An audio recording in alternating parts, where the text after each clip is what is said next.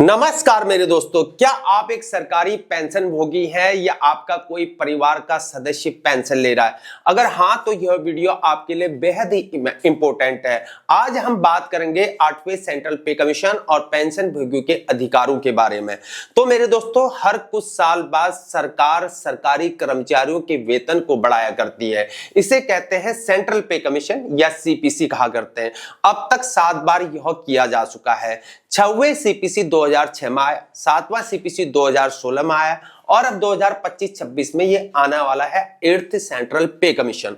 जब सरकारी कर्मचारियों का वेतन बढ़ता है तो उनकी पेंशन भी यहाँ पर बढ़नी ही चाहिए, यही यहाँ पर तर्क है। लेकिन सवाल यह है कि क्या पेंशन भोगियों को भी ये लाभ मिला करेंगे?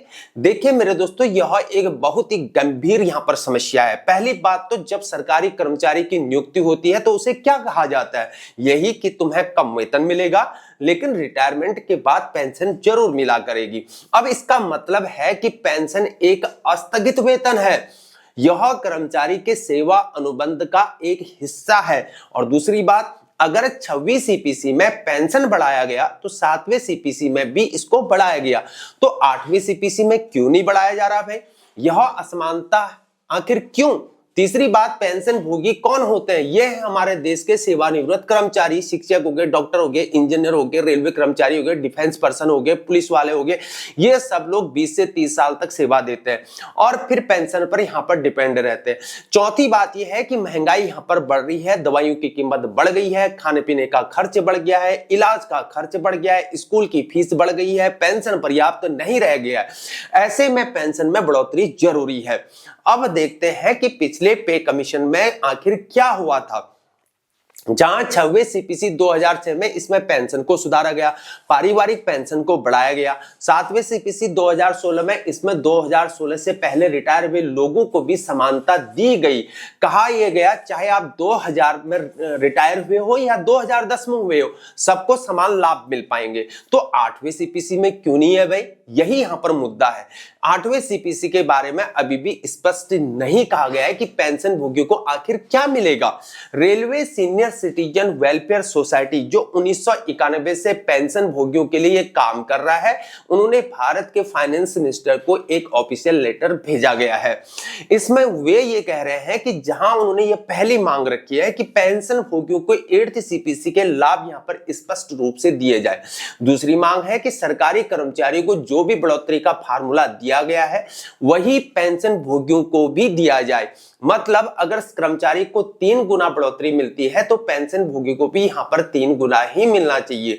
और तीसरी मांग ये रखी कि सुप्रीम कोर्ट के एक फैसले का यहां पर हवाला दिया गया है। वो कौन सा है? वो है डीएस नकारा वर्सेस यूनियन ऑफ इंडिया 1983 का, जिसमें यह कहा गया था कि सब पेंशन भोगियों को बराबरी के आधार पर लाभ मिलना चाहिए। अब ये देखते हैं कि पिछले तीनों पे कमीशन में, जो पिछले पे कमीशन है उनमें क्या फर्क रहा। जहां 6वें सीपीसी 2006 वर्सेस 7वें सीपीसी 2016 वर्सेस 8th सीपीसी 2025 में अगर मैं तुलना की यहां पर बात करूं तो वेतन में बढ़ोतरी जहां 6वें में 1.86 गुना, 7वें में 2.567 गुना, 8वें में लगभग 3 गुना मान लेते हैं। अब बात करते हैं यहां पर पेंशन के बारे में। जहां 6वें में पेंशन को सुधारा गया, 7वें में पूर्व 2016 सेवानिवृत्त कर्मचारियों को समानता यहां पर दी गई और 8वें में एनपीएस और ओपीएस के बारे में कहा गया। लेकिन बाकी पेंशन भोगियों के लिए यहां पर स्पष्टता नहीं है, यही तो यहां पर समस्या है। मेरे दोस्तों, यह सिर्फ एक संख्या का मामला नहीं है। मान लीजिए एक 65 साल की पेंशन भोगी दादी को ले लेते हैं, उसे हर महीने कुछ हजार रुपए मिला करते हैं। इससे वह अपनी दवाइयों को खरीदती है, अपने खाना पेट भरने के लिए खरीदती है, खाना इत्यादि राशन। अगर पेंशन नहीं बढ़ता है तो इन चीजों को छोड़ना पड़ेगा। इसी तरह हजारों पेंशन भोगी अपनी बुनियादी जरूरतें पूरा नहीं कर सकते हैं। यह मामला न्याय और समानता का है। जिन लोगों ने 25 से 30 साल सेवा दी है उन्हें भी वही अधिकार मिलने चाहिए। यह सक्रिय कर्मचारी को मिला करते हैं। जहां railway senior citizen welfare society की सिफारिश है ये है, अगर मैं उनकी बात करूं तो उनका एक स्पष्ट आदेश या मांग है कि सरकार को एक ऑफिशियल नोटिफिकेशन को जारी करना चाहिए जिसमें यह कहा जाए कि पेंशन भोगियों को 8वीं सीपीसी के लाभ मिलेंगे।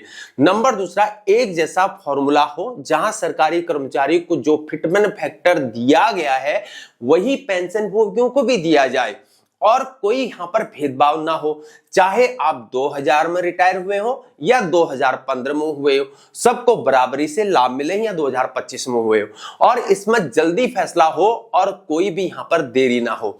अभी से आदेश को जारी कर दिया जाए। तो मेरे दोस्तों यह एक महत्वपूर्ण मुद्दा है। अगर आप भी एक पेंशन भोगी सरकारी कर्मचारी है या आपका कोई रिश्तेदार पेंशन ले रहा है सरकारी कर्मचारी है तो इस बात को दूसरों तक जरूर पहुंचाए। सरकार को अपनी आवाज को सुनाए कि पेंशन भोगियों को भी 8th सीपीसी के लाभ देने चाहिए। यह फैसला आने वाले हफ्तों महीनों में हो सकता है। तब तक जुड़े रहिए हमारे साथ।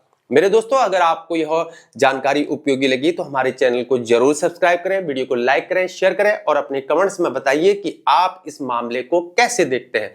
धन्यवाद। वीडियो को देखने के लिए फिर मिलेंगे अन्य रिपोर्ट के साथ। बने रहे हमारे साथ। जय हिंद, भारत माता की जय।